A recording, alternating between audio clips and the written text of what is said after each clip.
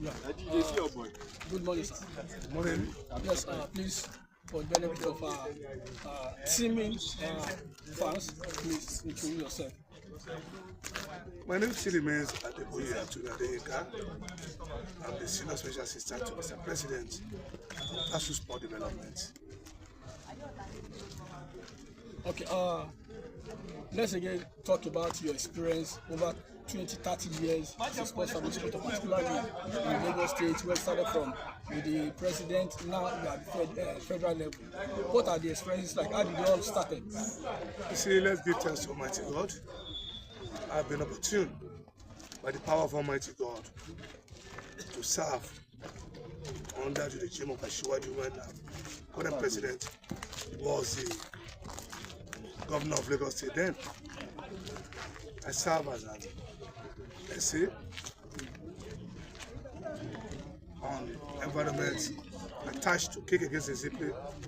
Kick against indiscipline is an environmental paramilitary. And when he left, I served amiable governor and reliable tested sport administrator, the person of Mr. Raji Fashola SA. When I was the governor, I served as SA on football matters. Then that was the first appointment in this country as an SA on football matters. When Governor Fashola left, I was able to serve with a respected governor then, the person of Mr. Adeboye. I served as a senior special assistant to Governor Adeboye on sports development. After Governor Adeboye left, through hard work and dedication, the current governor then and the current present governor, the person of Governor Babajide Sanwo-Olu, I serve as the senior special assistant on sport development. And luckily for me again, I have the opportunity to serve Senator John Enohowa, the former Minister for Sport. I serve as a special assistant on grassroots sports development. When National Sports Commission, when Ministry of Sports was scrapped, they introduced National Sports Commission, and the president deemed me fit to give me an appointment as the senior special assistant to Mr. President on grassroots sport development. I should give thanks to Almighty God for being a sport person all through my life. Now, for many of those who do not really know you, you have so many nicknames, Chief Authority, Sulubabiwa, and the rest of that, and it did not just come by chance. I remember you worked with several football clubs. Can you make a brief recap about those clubs too? You know, anytime I speak and anytime I talk, I always appreciate my father, my mentor, my all in all, Chief Adeboye Telu, the founder of the Bupoluwa Group of Companies, founder of Obanta United, founder of Vigilant Insurance Professional. All this I mentioned, I served. I first started as a camp commandant before becoming the youngest football team manager in the history of football in this country. I served as the team manager of Vigilant Insurance Professional, VIP Football Club of Lagos. Continue, I know it doesn't end there. It doesn't end there. Thank you very much, my brother. After Chief Telu cut it short, SSA Sports invited me to come and serve and come and give my word of experience to them under Lady Gloria Adeboye. I was able to serve for a year or 2 years as the coordinator of SSA Sports. I give thanks to God. I serve all this team to the detriment of all Lagosians that knows my impact and input. We're talking of grassroots sports. I'm talking of football in Lagos State. I give thanks to God. Then I was able to think and say, I've served a lot. I've served a lot of clubs. I was the coordinator, Western coordinator of Enugu Rangers for many years. And up to date, I'm still a supporter of Enugu Rangers. I've been with Rangers for the past 40 years. I had named Zulu. When I was in school, they called me Zulu Gede. most of our people in Lagos cut it to Zulu. Because in my school days, I play with Kwara State Polytechnic as a central defender. Most of the time, I'm always good on the air.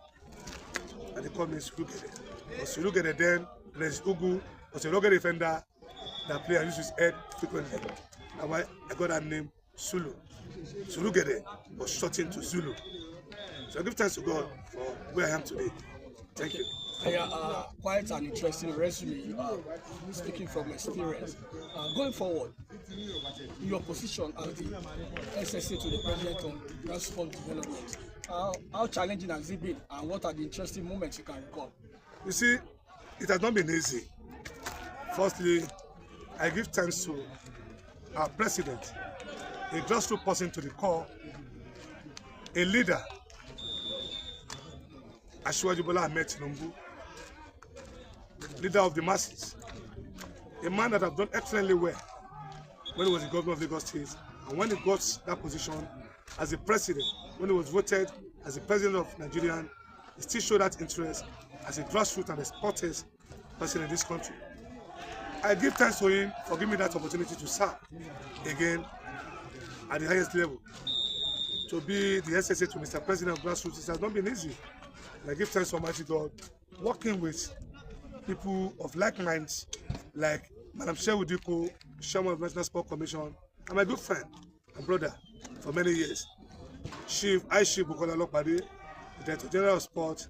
It has been a very good rapport and very good working relationship between all of us. And we are trying to give our best to make sure sports get it right in this country. Talking about sports development in the country has this call it dearth of facilities. And recently we saw what happened in Morocco, where they have so many world-class stadiums.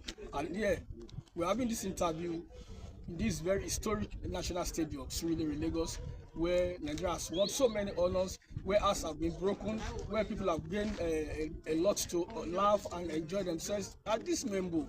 And today we are here and it's dilapidated. And what's your take on all this? You see, it looks somehow, I'm going to answer that question in a diplomatic way. Firstly, all of us are new in the regime of Asiwaju.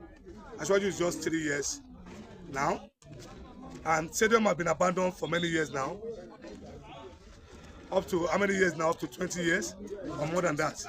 It has been here. And Asiwaju, as a man that understands sport and as a grassroots person, the renewal agenda of Asiwaju, all this, we are trying to bring it back to life. If you look at my interview I granted to this day 2 days ago, I told them that when I went to Morocco, I was shedding tears when I saw the facility. Not that the administrators there are not doing well, but we met it like this, and we are still to work hard on it. Madam Shehu Diko, Bukola Olopade, myself, and my good brother, His Excellency, Honorable Philip Schwab, we are all working together to make sure we get it right. All our facilities to be back to standard. So far, so good now. We only have Uyo Stadium as the only CAF accredited stadium in this country. Only CAF stadium, work is going on there. And that's the only field they use in Lagos. All clubs, more than 25 clubs in that stadium. National Stadium is how it is. Testing Balogun Stadium, work is still going on there. Our maybe governor is trying to put everything in order. And I do talk to the governor, and the man is responding well.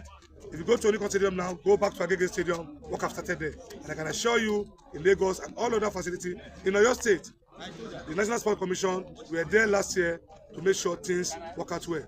While other standards in this country, we make sure get it right. I want to assure you, before the end of next year, all our facilities must have come back to life.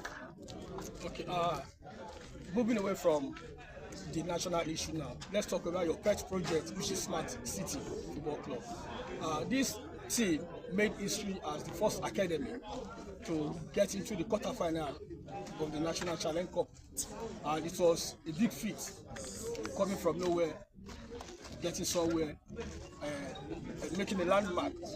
I'll tell you briefly about Smart City, the challenges and the future plans for the team. You see, let's give thanks to Almighty God for having people like us and other intelligent and grassroots people in Nigeria having a private club. Let's give it to my big uncle, my big brother, Honorable Kunle Shoname. You have a private club. Comes of people that have a private club. My younger brother too, Sami Duati, United. Aziz Lion have done excellently well for sustaining that club for many years. It has not been easy. It started on a very good note. Smart City have been existing for the past 8.5, 9 years now. And we started by recruiting and selecting younger players, taking them away from the streets to make sure they can get it right in life. Most of the players that played for Smart City then were from the streets. We picked them from the streets, playing street soccer, going around the streets, and I believe we have to make them someone. We have to make sure we get them out of the streets and show their talent to the whole world that they can do it well. Smart City started when we were the champion in Lagos State FA. We were champion, we played final 3-4 times, and for the first time, we played at the National Aito Cup then, what they now call President Cup.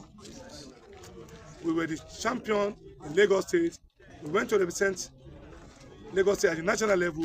We were the only academy in the history of football in Nigeria that have ever played, an academic team that have ever played at the quarter-final stage of the National Aito Cup. It's a very big task, and we give thanks to our sponsors that have been with us for many years, in the person of my younger brother, Mr. Bola Tinubu. He has been the major financier of this club since the inception of Smart City 9 years ago. I give thanks to him for having that trust in me and having that belief that you younger boys can get it right and play for our great country. Thanks to Almighty God for Smart City doing excellently well. And again, I have that assurance, so far so good. They are playing excellently well in the league, and I have that belief, God willing, we're going to get promotion to the Premier League this year. So now, I won't go through all this routine, which is like I know it is not easy financially sponsoring a football club. And thank God, John mentioned the great man himself, Tinubu, for his consistent support.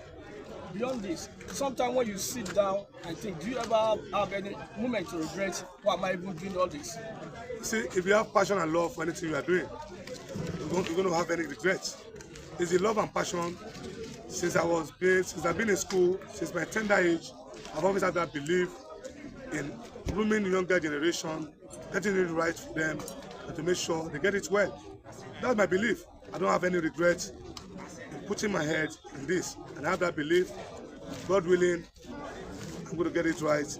And with the support of Almighty God, I don't have any regrets, and I never have any regrets from this respected club, Smart City. Yeah, let's come back to your portfolio, grassroots sports development.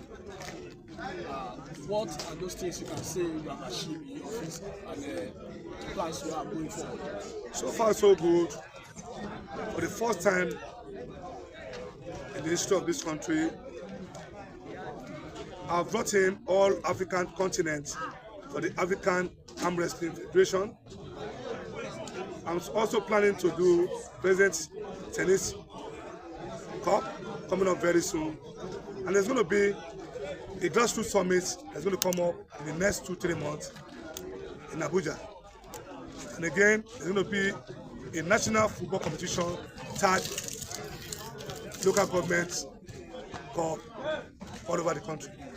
This shows we have to go deep to the local government, going to deep into primary school, secondary school, because that is my job. I'm going to make sure you get it right. Working tirelessly on a grassroots sport and developing a grassroots sport to get to the highest level.